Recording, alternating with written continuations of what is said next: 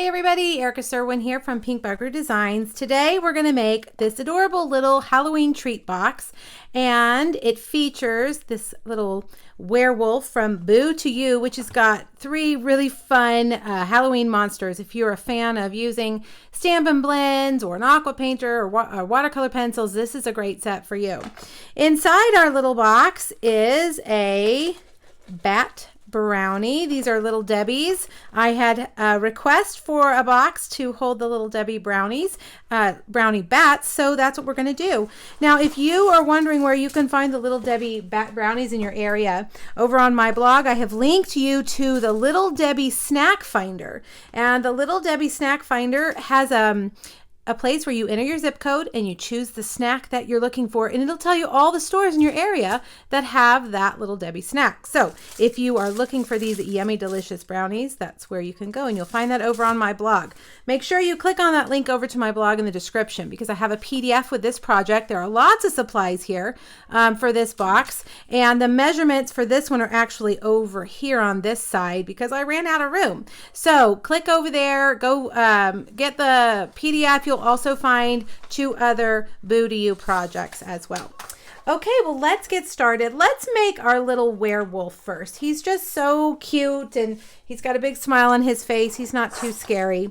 My preferred method of coloring these days is definitely the Stampin' Blends, and so that's what we're going to use for this video. I am inking him up in Memento Black. Memento Black is a water-based ink. You want to always use a water-based ink when you are coloring with alcohol markers. All right, so let's get started. Let's start on his, well, where do we want to start? Let's do his little jacket. And I am going to use Granny Apple Green, and I'm going to start with the light. And I prefer to use the bullet tip on my Stampin' Blend markers when I am coloring a smaller space. If this was a great big space where I needed to fill in a lot of space, then I would switch over to the brush tip. But it's all a matter of preference, so play around with yours, see what you like the best. I also feel like with the bullet end, I have much better control of my color, where it goes. Okay, so now I'm taking the dark and I'm going to add in some shadow. Anywhere where there might be fabric folded over would create a shadow. Underneath his mane there would create a shadow. In his armpit. Down here on the left side of his body would create a shadow. Now I'm going to take the light Granny Apple and I am going to blend that over like that and get all that color blended together, okay? All right, there. Cute, cute, cute. Now, I was trying to go with some funky colors. I didn't want him to be too spooky and scary. So next I'm going to use Lovely Lipstick, light, and I'm going to color in his little pants. He's got hot pink pants with a funky green jacket. Who could be scared of this guy? Again, with a dark, lovely lipstick, adding in a little bit of shadow there. And then go back with your light and just kind of blend all that color together. All right, now we're going to bring in the purple. And my box is Gorgeous Grape, but we don't have Gorgeous Grape Stampin' Blends yet. But the Highland Heather Dark is a great substitute. It really looks very similar to Gorgeous Grape. So there's just a few little spots there for the inside of his shirt. He's showing quite a bit of chest hairs here, so not too much of the shirt showing. All right, so I'm going to take my light smoky slate and color his chest and his cute little arms. Get those all colored in. You could, who says that there are rules about the colors of a werewolf? Really, you could use any colors you would like. Now, I'm going to go ahead and color in his whole face, but I'm going to go around his eyes carefully and his teeth. We want to leave those white. And then I'm also going to leave his little nose, the very end of his little nose. I'm going to leave that open so we can color that in with some pink.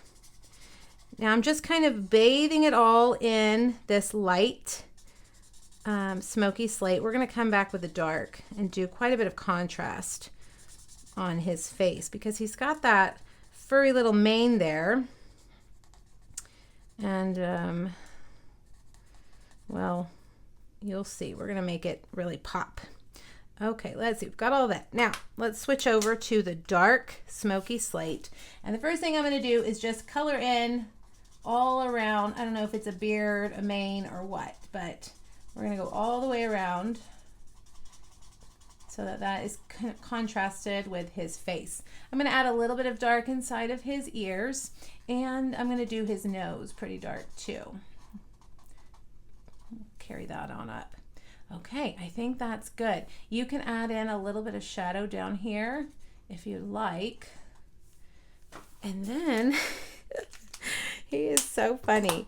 Make sure you close your markers. You don't want them to dry out. I leave them open while I'm using them, but when I switch over to a different color, I close them up. Okay, there we go. How cute, how fun is he? Now, this guy does not have a die that matches, so we're gonna fussy cut him. If you have never fussy cutted, is that a word, fussy cutted? That is the past tense of fussy cut. If you have never fussy cut anything, I have a few recommendations. As I cut this out, I'll tell you.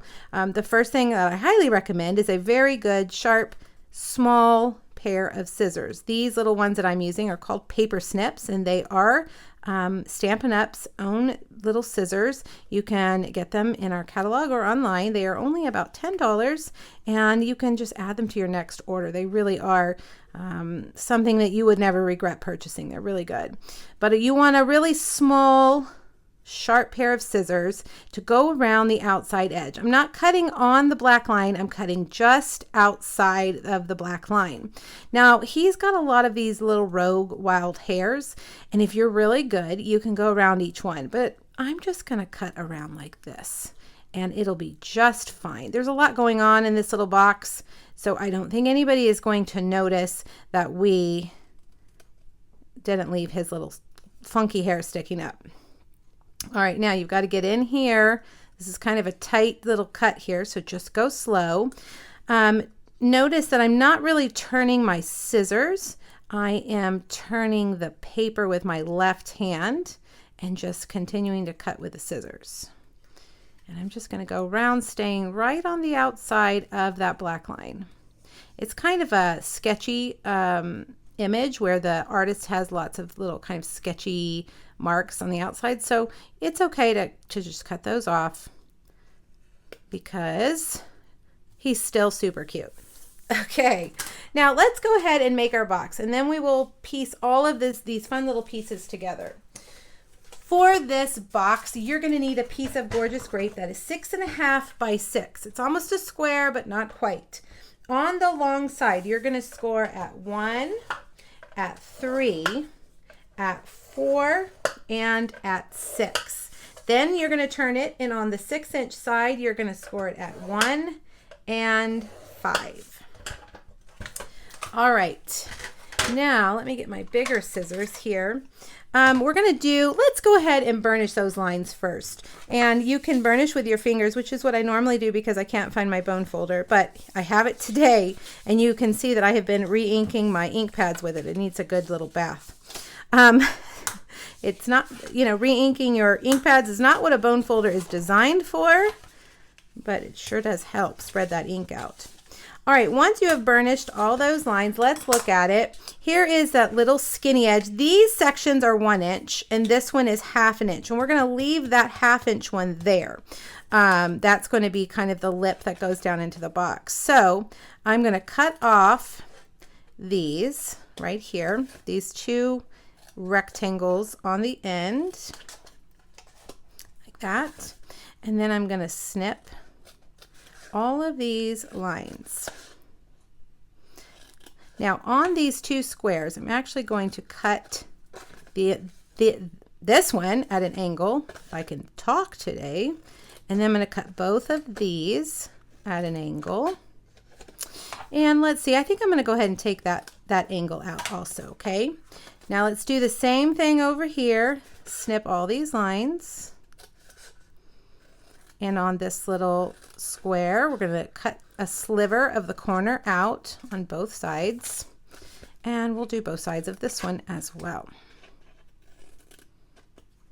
All right, now let's come back. Remember, this is the long skinny tab that's going to tuck into our box. We're going to cut the corners off of this one. And then these guys right here, we're actually going to cut them in half. Okay, like that. Just cut it off in half. And then we're going to also cut the corners off of them. Lots of little snips. I've made lots of boxes in my day, and I have found that cutting those corners off really does help get your box to fit together well.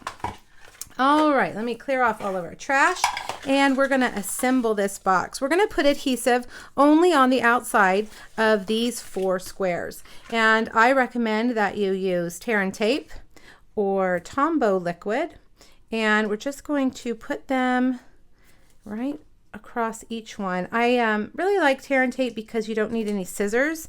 As the name suggests, you just tear it off. And oh my goodness, I cut that one off. You guys didn't tell me. Where is it? Nope, there it is. I was like, hey, wait a minute. You guys didn't tell me I was cutting it off. But I didn't. It's just tucked in. I wouldn't be surprised. All right, now let's flip it back over.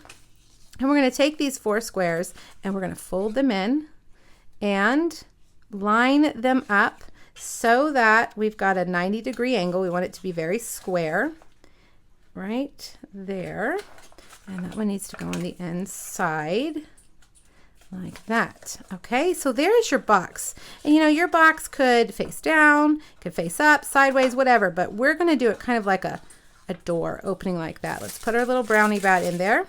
And we're going to close that door like that. Now, one thing I realized I forgot, I want to stamp a few bats on here. And we can still do that. We're going to need to lay it out flat. I am using the 2 Every Season stamp set and the very small little bat right there. And I'm just going to add a few night bats flying off in the distance. Because this is a brownie bat, I felt that like we really needed some bats. Let's see, we'll put one right there. But everything else is going to be covered. So just a few. And we're going to leave that open. Okay, now we're ready to close it up. And let's get that closed in there. There we go. Now, I have already punched us a moon. It's Mango Melody, just a 2-inch circle. And I'm going to take some Mango Melody ink and go around the edges with a Stampin' Sponge. Give it some more dimension there. Okay. Now we're going to take, we've got a couple of other pieces. This is a small piece of the Basic Gray Designer Series paper. It's 1 by 2 3/4. And I'm just going to snip the ends at an angle like that. Okay. Now let's get that white piece back. And this sentiment is actually from the Itty Bitty Greeting set. It's a 2-case set. Is that what I'm trying to say? Tons of greetings. You will find a greeting in this set for any occasion that you need. And I'm going to punch it out with the classic label punch. Is it the classic? Yes. I always forget. Is it the classic or the modern? But it's the classic label. All right, let's line these up. I am going to use lots of dimensionals because I just love lots of dimension. All right, we're going to take our little basic gray piece and put it right there. Now we're going to get our moon. Let's set our moon off to the side right here. All right. And then where's our spooky, not so spooky werewolf? And we're going to put one here and one here. I find I like dimension on my projects a lot. But dimensionals are great adhesive. These babies are not coming off when you use a dimensional. And we also have mini dimensionals for the skinny thing. So I'm going to put 2 mini dimensionals right here. And then the last thing is we need to add a few little bats because it's a brownie bat, right? And let's use this punch. This is from the 2 Every Season punch pack. And we're going to punch just 3 little basic black bats. And this punch actually matches that stamp set. You can buy them in a bundle. You save 10% when you buy the bundle. But you can punch out just bat silhouettes, or you can stamp and punch. Now I'm going to just use glue dots, and I'm going to kind of bend their wings up a little bit and put them flying on the moon, of course. And with his funny little hands, we're going to just put one right there in his hand. Isn't he cute? And that's it. So fun. Little Debbie treats are a fun snack treat because they're inexpensive and they're different. They're not just candy. I hope you guys like this project. I hope you love my little werewolf, and I hope you enjoyed the video. If you have questions, make sure you let me know, and click the link in the description and it'll take you over to my blog where you can get that PDF, the measurements, products, everything that you need. You guys have a wonderful Halloween. Thanks so much. Bye-bye.